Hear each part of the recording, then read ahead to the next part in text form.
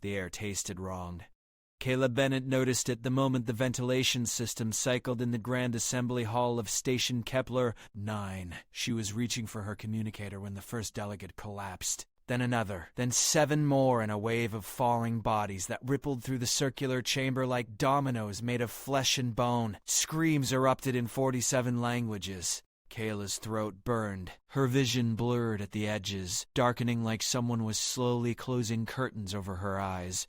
She stumbled backward, her shoulder hitting the polished wall behind Earth's delegation booth. The ambassador from the Trell Confederation clutched his throat 3 meters away, his forearm spasming as purple foam bubbled from his mouth. The sound he made was inhuman, a wet grinding that would haunt Kayla for the rest of her life. She fell to her knees. Pain exploded through her chest and radiated outward like she'd swallowed molten metal. Her hands shook violently as she tried to activate the emergency beacon on her wrist.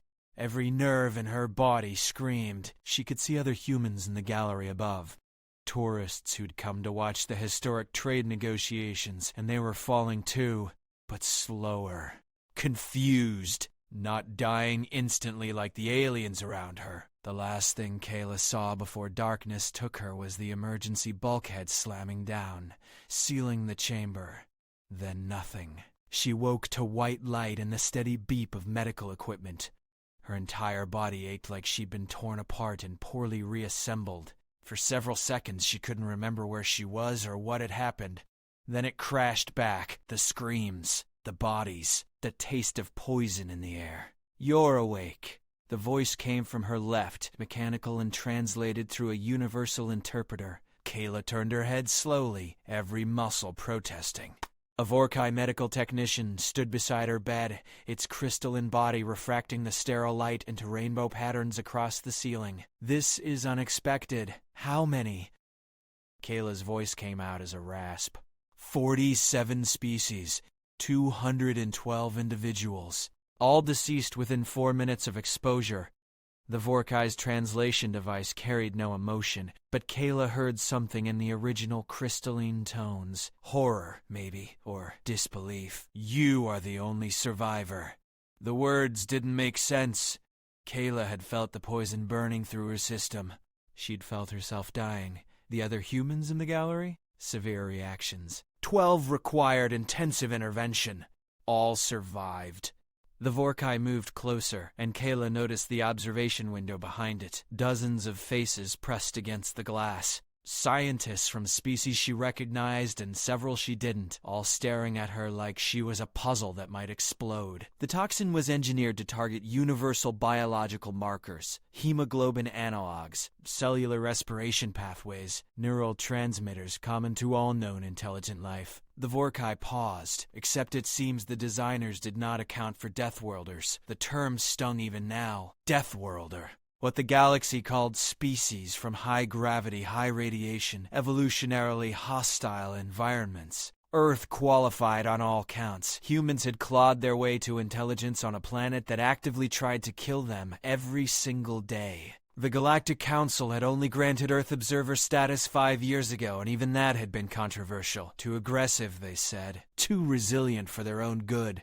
Too adapted to violence and survival. Now that adaptation had saved her life. "I need to contact Earth," Kayla said, trying to sit up. Pain lanced through her abdomen and she gasped, falling back against the pillows. "You need to rest. You metabolized a toxin that dissolved the internal organs of 47 different species. Your liver is still regenerating."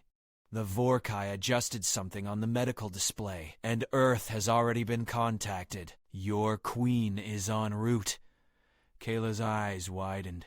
Queen Helena Cross didn't leave Earth for minor incidents. If Helena was coming personally, then this wasn't just an attack. This was war. The next 72 hours passed in a blur of tests, interviews, and observation. Scientists from the Galactic Medical Collective descended on Station Kepler 9 in waves, all desperate to understand how Kayla had survived. They drew blood samples every 6 hours. They scanned her organs with equipment that made her bones vibrate. They asked questions in broken standard English about Earth's atmosphere, its radiation levels, its evolutionary pressures. Kayla answered everything she could. Between sessions, she learned the full scope of the attack. The poison had been called Void Cipher by the analysts, a name that captured its terrible elegance. It was colorless, odorless, and dispersed through standard ventilation systems. It bound to hemoglobin and hemoglobin analogs with devastating efficiency, triggering cascade failures in cellular respiration across nearly every form of known biology. Nearly every form. Human hemoglobin was different, shaped by Earth's higher oxygen content and the constant evolutionary pressure of a world filled with toxins, parasites, and environmental hazards. Kayla's liver, built to process everything from alcohol to heavy metals to the breakdown products of her own stressed muscles, had recognized Void Cipher as just another poison to neutralize. It had nearly killed her in the process, but it had worked. The other humans had survived for the same reason, though with more support. Their bodies had bought them time that no other species had. Time for medical intervention. Time for antidotes that, it turned out, were useless against something this sophisticated. On the fourth day, Queen Helena arrived. Kayla was sitting up in bed, finally strong enough to eat solid food, when the door to her isolation chamber opened, and Helena Cross walked in. The Queen of Earth was a tall woman in her 50s, with dark skin and silver-threaded hair pulled back in a tight bun.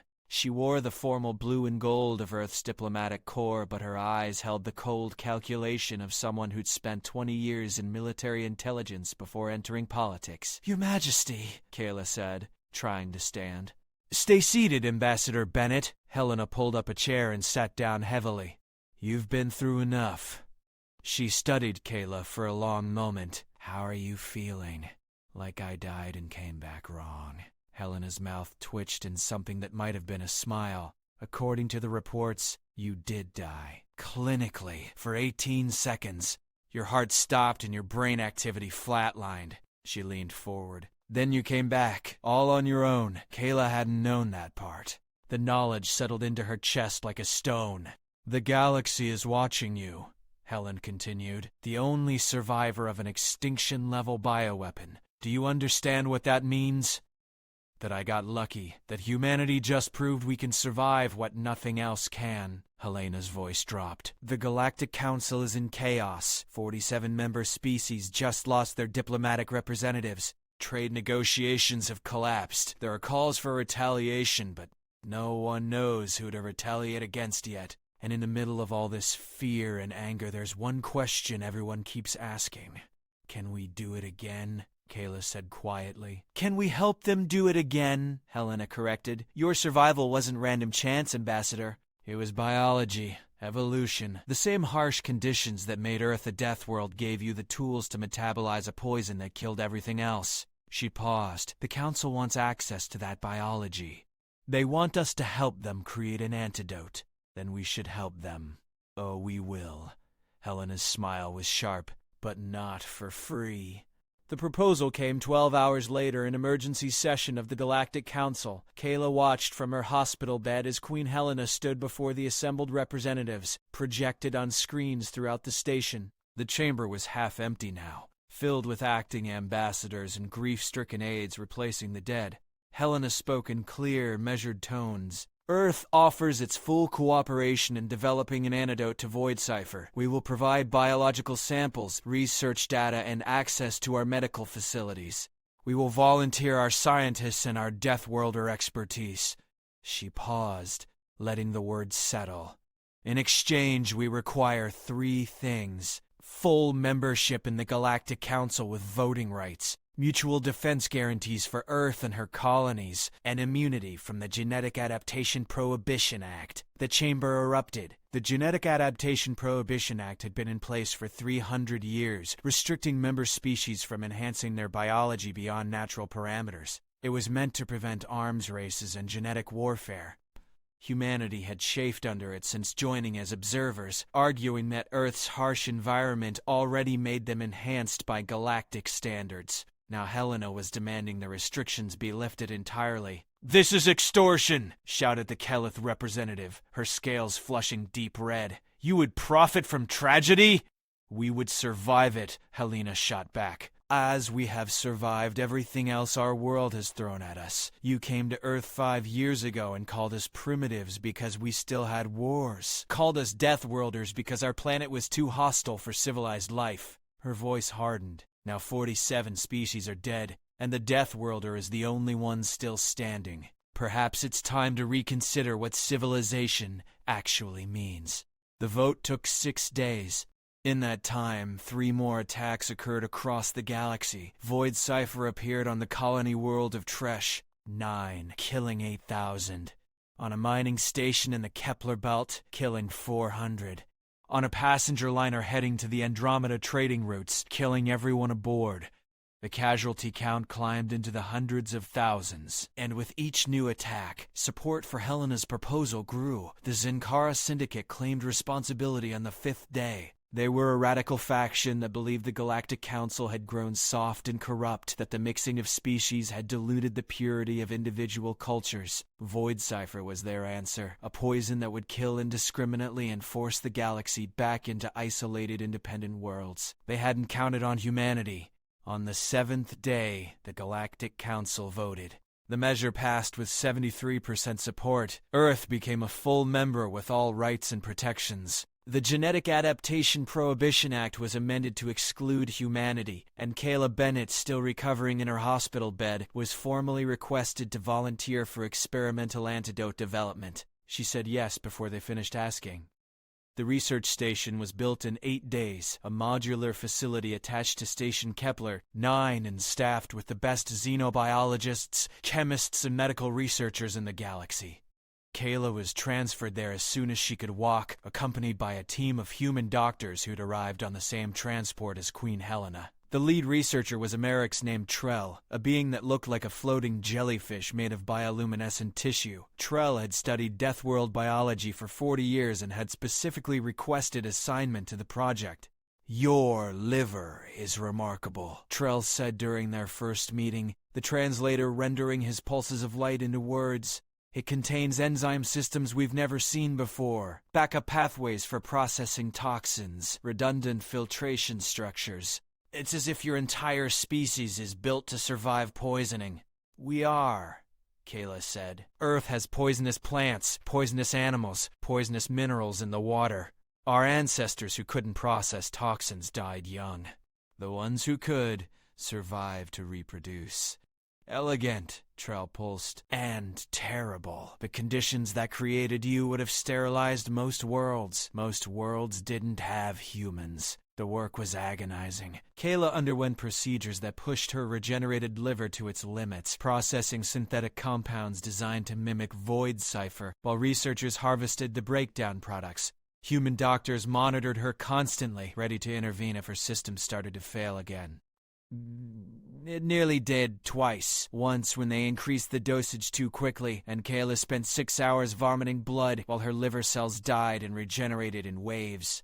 Once when they tried a variant compound that triggered an allergic reaction and her throat swelled shut before the medical team could stabilize her. But she kept going, because millions of lives hung in the balance. Because Earth had fought for centuries to be taken seriously by the galaxy, and this was their chance to prove their worth. Because 47 species had died in front of her, and she refused to let their deaths be meaningless. 3 weeks into the research, they had a prototype, a synthesized enzyme based on human liver function, modified to work with non-human biology.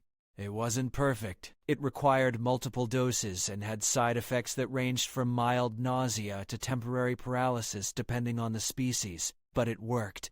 The first test was on a Vorkai volunteer who'd been exposed to a small amount of Void Cipher in a controlled environment. The antidote saved their life. The second test was on a Khalith. Success. The third on a Merix. Success again. Within a week, the antidote was being mass-produced and distributed across the galaxy. Ships carried it to infected worlds. Hospitals stockpiled it. Governments mandated it for high-risk populations. The death toll from Zh'kara attacks stopped climbing, and the Zh'kara Syndicate realized their weapon was useless. The attack on the research station came at 0300 station time.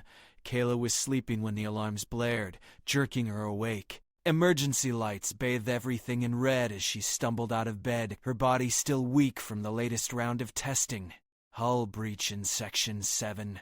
The automated voice announced. "Hostile forces detected. All personnel evacuate to safe zones." Kayla grabbed the emergency kit from her bedside and ran into the corridor. Other researchers were already evacuating, a chaotic stream of aliens and humans heading for the emergency shuttles. Trell floated past her, his bioluminescence flickering in distress. There, after the research, he pulsed. The synthesis data. If they destroy it, we can't replicate the antidote elsewhere. Kayla's mind raced. The primary data core was in the central lab, 3 sections away from the breach. If the Zh'kara reached it first, everything they'd worked for would be gone. Millions would die in future attacks. She turned and ran the other direction. "Bennett, what are you doing?" one of the human doctors shouted after her. "Saving the data," she called back. "Get to the shuttles." The station shook as something exploded nearby. Kayla kept running, her lungs burning. She could hear weapons fire ahead, the sharp crack of energy weapons tearing through bulkheads. She rounded a corner and nearly collided with a Zh'kara soldier. The alien was tall and insectoid, with 4 arms and mandibles that clicked in agitation. It raised a weapon, but Kayla was faster. She grabbed the fire extinguisher from the wall and swung it with all her strength, catching the Zh'kara across the head. The alien went down hard. Kayla didn't stop. She jumped over the body and kept running, adrenaline drowning out the pain in her still healing body. 2 more corners. 1 more corridor. The central lab appeared ahead, its door hanging open and sparking from forced entry. Inside, 3 more Zh'kara soldiers were tearing through equipment, searching for the data core. Kayla grabbed the fallen soldier's weapon and stepped into the doorway. Looking for something? They turned. Kayla fired. The weapon kicked hard in her hands, energy bolts tearing through the lab and catching one of the soldiers in the chest. The other 2 scattered, returning fire. Kayla dove behind a lab table as the wall behind her exploded in a shower of sparks and melted metal. She was outgunned and outmatched. These were trained soldiers, and she was a diplomat who'd learned to shoot during Earth's mandatory service. But she was also a Deathworlder, and Deathworlders didn't quit. Kayla fired blind over the table, forcing the soldiers to take cover. She rolled left, came up firing, and caught the second soldier as they moved between stations. 2 down, 1 to go. The last soldier was smarter.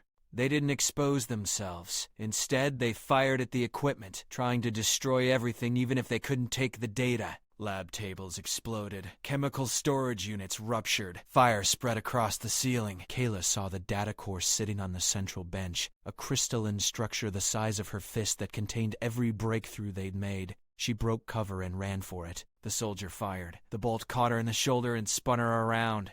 Pain exploded through her arm. She hit the floor hard, the world tilting sideways. Through the haze, she saw the soldier advancing, weapon raised for the kill shot. Then the door behind them exploded inward and Queen Helena walked through the fire. The Queen of Earth moved with clinical efficiency. 1 shot. The soldier dropped. Helena crossed the burning lab, grabbed Kayla by her good arm, and hauled her to her feet. With her other hand, she snatched the data core from the bench. "Can you run?" Kayla nodded, teeth gritted against the pain. They ran. The station was coming apart around them. More Zh'kara had breached the hull, and human security forces had responded in kind. Kayla could hear the distinctive thunder of human kinetic weapons mixing with the crack of energy fire. Helena dragged her through the chaos, moving with the confidence of someone who'd done this before. They made it to the shuttle bay as the research section began its emergency separation protocol. Helena shoved Kayla into a shuttle, sealed the door, and hit the launch sequence. The small craft shot away from the station just as a massive explosion tore through the research wing. Kayla watched through the viewport as the section where she'd spent 3 weeks of her life became a spreading cloud of debris. But the data core sat safe in Helena's hand, glowing softly in the shuttle's dim light. "You're insane," Helena said, but there was something like respect in her voice. "Running toward an armed boarding party. You came after me. I'm the queen. It's my job to do insane things." Helena activated the shuttle's medical kit and pulled out a trauma patch. "Hold still." The patch burned as it sealed the wound in Kayla's shoulder. She hissed through her teeth, but didn't pull away. Outside, she could see Station Kepler, Nine's defense fleet engaging with Zh'kara ships, Earth's contribution to that fleet. 3 destroyers and a carrier tore into the enemy with the kind of aggressive tactics that made other species nervous. Humans fought like their world had taught them to fight, viciously, without hesitation, to win. It took 12 hours to secure the station and drive off the Zh'kara forces. In that time, Helena had the data core uploaded to 6 different secure locations across human and allied space. The antidote formula was safe. The research would continue, but Helena wasn't done. Kayla was back in medical, her shoulder being rebuilt by human doctors with techniques that horrified the alien staff when Helena walked in with a tactical display. "We know where they are," the Queen said without preamble. "The Zh'kara stronghold. Intelligence tracked their retreat vectors and cross-referenced them with suspected base locations. We have a target. You're going after them. We're going after them." Helena pulled up the display. It showed a rogue moon in an uncharted system, heavily fortified and bristling with weapons. "The Council wants to negotiate. Send diplomats. Offer terms." Her eyes hardened. "I disagree. This is exactly what they'll criticize you for," Kayla said. "Too aggressive, too quick to violence. They criticized us when we were peaceful, too. Called us Deathworlders and kept us at arm's length." Helena zoomed in on the tactical display. "The Zh'kara killed hundreds of thousands. They tried to destroy the antidote research that will save millions more, and they won't stop until someone makes them." She looked at Kayla. "You survived because you're from Earth, because our world made you strong enough to endure what nothing else could. Now I'm going to show the galaxy what else Earth makes." The fleet assembled in 3 days. Earth contributed 15 warships. The Vorkai, grateful for the antidote that had saved their colony worlds, sent 8. The Kelith, despite their earlier protests, sent 5. A dozen other species added ships until the combined force numbered 57 vessels. Helena commanded from the bridge of the human carrier Relentless.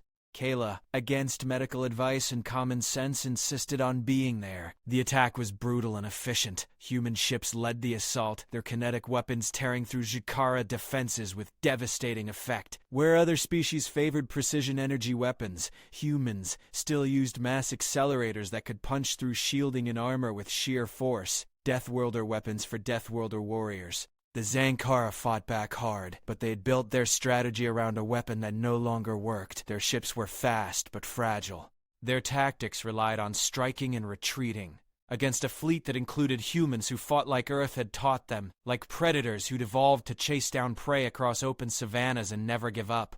The Zh'kara didn't stand a chance. The battle lasted 7 hours. When it ended, the Zh'kara stronghold was a ruin, and the Syndicate's leadership was in custody.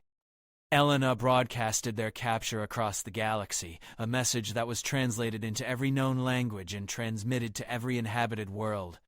The Zh'kara Syndicate believed they could terrorize the galaxy into submission, Helena said, her voice carrying across light years. They created a poison designed to kill indiscriminately. They murdered hundreds of thousands. They would have murdered millions more. She paused, and the camera showed the captured syndicate leaders being led away in restraints. They failed, not because the galaxy is weak, but because the galaxy learned what humanity has always known. Survival requires strength. Protection requires action. Peace requires those willing to fight for it. The transmission ended. In the days that followed, the surviving Zh'kara forces surrendered or scattered. The threat was over. 2 months later, Kayla stood in the Grand Assembly Hall of Station Kepler 9. It had been rebuilt, larger and more secure than before.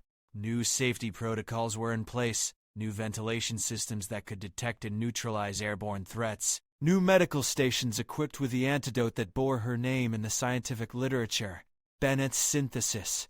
She wore the formal uniform of Earth's diplomatic corps, and on her collar was a new insignia, Ambassador General, the first human to hold the position, the first Deathworlder ever. Queen Helena stood beside her as the Galactic Council convened.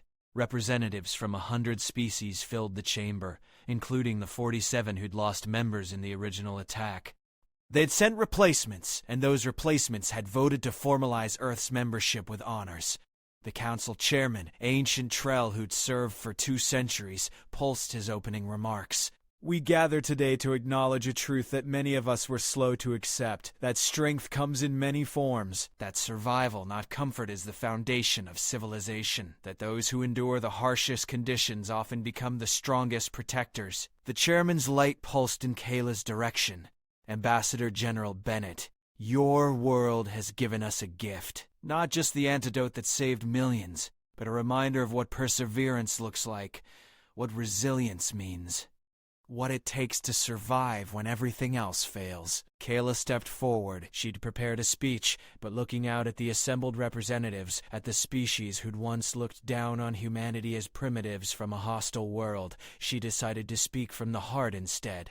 For 5 years you called us Deathworlders, she said. You meant it as an insult, a classification, a warning to keep your distance from the violent species who didn't know better. She paused. You were right. We are Deathworlders. Earth is a harsh world that kills the weak and forces the strong to become stronger. It made us aggressive, resilient, stubborn, unable to quit even when quitting is the logical choice. Kayla touched her shoulder, where the scar from the Zh'kara weapon was still healing. I survived Void Cipher because I'm a Deathworlder. Because my ancestors survived disease, predation, starvation, and extinction events that would have ended other species. They survived, and they passed that survival down through generations until it became part of our biology, part of our identity. She looked at Queen Helena, then back at the council. But being a Deathworlder doesn't just mean we survive. It means we protect. On Earth, we learn that survival requires cooperation, that the strong help the weak not out of charity, but because a strong community is a surviving community. You invited us into this council and we accepted, not as observers, not as primitives seeking to learn from their betters, but as equals who have something valuable to offer. Kayla's voice strengthened. The Zh'kara wanted to tear the galaxy apart. They failed because Deathworlders don't quit. We don't surrender. We don't let terror win. She raised her hand, and on screens throughout the chamber, the Bennett synthesis formula appeared. This antidote is humanity's gift to the galaxy. Free, unrestricted, available to anyone who needs it.